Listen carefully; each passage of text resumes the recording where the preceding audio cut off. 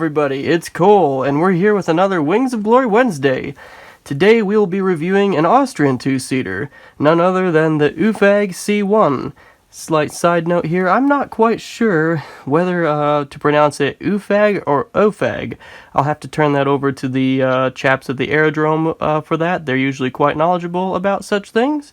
Although, in my mind, if it would be pronounced O-faag, then plane's name would be spelled O-E-faag instead of what we have here, U-F-A-G.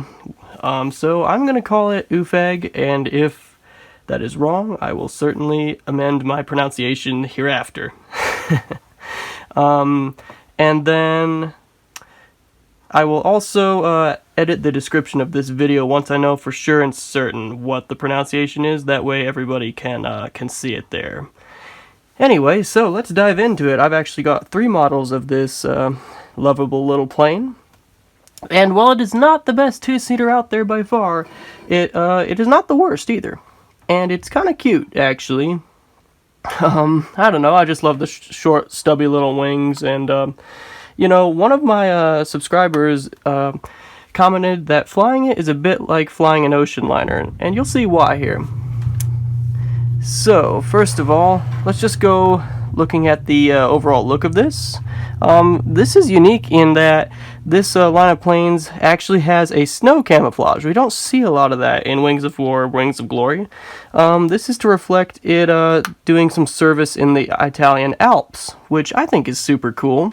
Actually, you can even see it here on this old Wings of War Watch Your Back expansion. You've got the handrail, and then right here you've got none other than the UFAG. Looks like it's getting the worst of the bargain, but oh well, it still looks pretty cool. So this is a great plane if you want to do some Alpine, Italian front scenarios. Anyway, I really like the... I really can't go on enough about the winter paint scheme. I think it's cool. I really like it. Granted, this is a Wings of War stock, so this is one of the older versions before it got re-released, but I do believe that Wings of Glory also has a winter version in stock, so that's cool. Props for that. Alright, let's get into the maneuvering capabilities. So first of all, you have your basic side slips and your straights.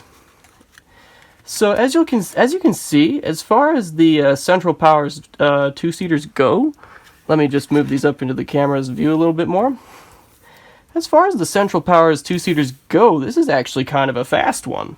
You know, generally the Central Powers aircraft run a bit on the slower side. You know, I'm kind of looking at the Halberstadt CL2, the Roland, the Albatross two-seater. So those planes generally run a little slower. So you do have some speed on your side, which is nice. The one problem with this is, as far as Allied scouts go, generally they're all pretty fast. As a general rule, the Allied fighter planes are pretty fast. So you look at the, let's just go with the handrail here, the main antagonist featured on that box I just showed you. Let's just look at the speed for that. And right here we've got the speed, and it's pretty much, let me just line it up here. It's identical. The handrail is just as fast as the UFAG, so while you're not going to be losing ground to it in a chasing fight, you're not going to run away from it either. And then, as a general rule, I mean, you look at all the other Allied planes. You've got the SE-5A, of course that's faster. You have the SPAD 13, definitely faster. But then you start to get things like the Snipe and the Camel, which, of course, are faster. And then the Newport 28 is faster. Then even things like the slower SPAD 7. That's about the same speed. I take it back. The Camel and the Newport 28 and the Snipe are actually right in there with the SPAD 7, so they're right at the same speed as the UFAG. And then even the Sopwith triplane, which came earlier in the war than a lot of these scouts, even the Sopwith triplane is as fast as the UFAG. So, like I said, as a general rule, those Allied scouts are fast. You know, So it's tougher to get away from them, but the UFAG does have it where, since it does have that higher speed, at least it's not going to be losing ground to a lot of them. And by the time you start throwing things like Newport 17s or Newport 11s at it, it can actually start walking away from them. So it does have that going for it. Moving on, we have the dive and the climb, which are the same as the stall. Looks like I don't have a climb card in this deck. I think, yeah, but it's the same basically as this stall. And the UFAG climbs on a 5, so you need to play 5 climb cards to reach another peg of altitude, so it's definitely not going to climb like a rocket, but at least it doesn't climb on a 6 or worse. It's kind of a small comfort, but, you know, do have to consider that. And then you have the characteristic wide sweeping turns. I'm going to put those right here. Turns to the left and turns to the right. So it does, it's not going to turn on a dime. If you, for instance, miss a bombing run or miss taking a photo on a recon, it is not going to be able to fly around in a real quick fashion and reline up. You have to extend far out and then come back, line up again, and then make your run again. At least, you know, you have faster straight line speeds, so by the time you do get lined up, you can start flying at it at a fairly fast speed, and it won't take forever, but it's the turning around that just takes forever.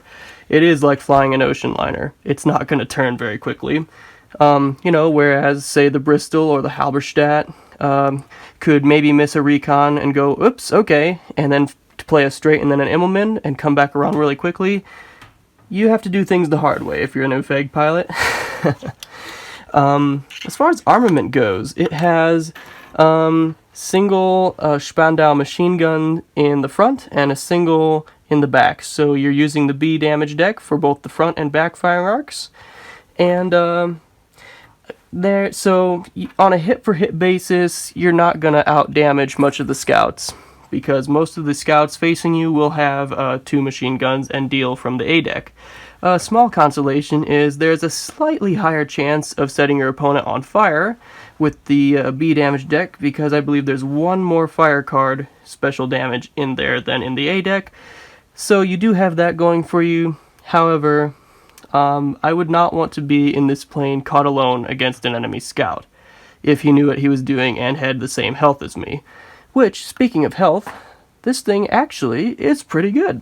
It's got 16 hit points of damage, which makes it on the more robust side for 2-seaters, especially central 2-seaters.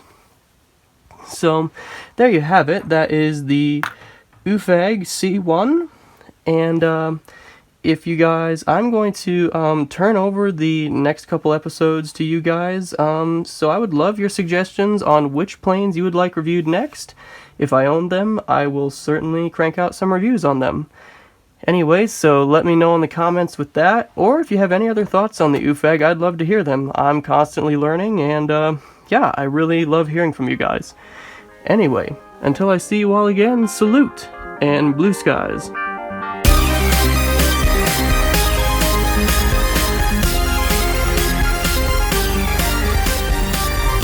Hey guys, if you liked what you saw, don't forget to subscribe by clicking on the shield in the top left corner. If you really liked what you saw and want to be a part of helping us make better content in the future, check us out on Patreon. Until next time, thanks so much for watching, and blue skies.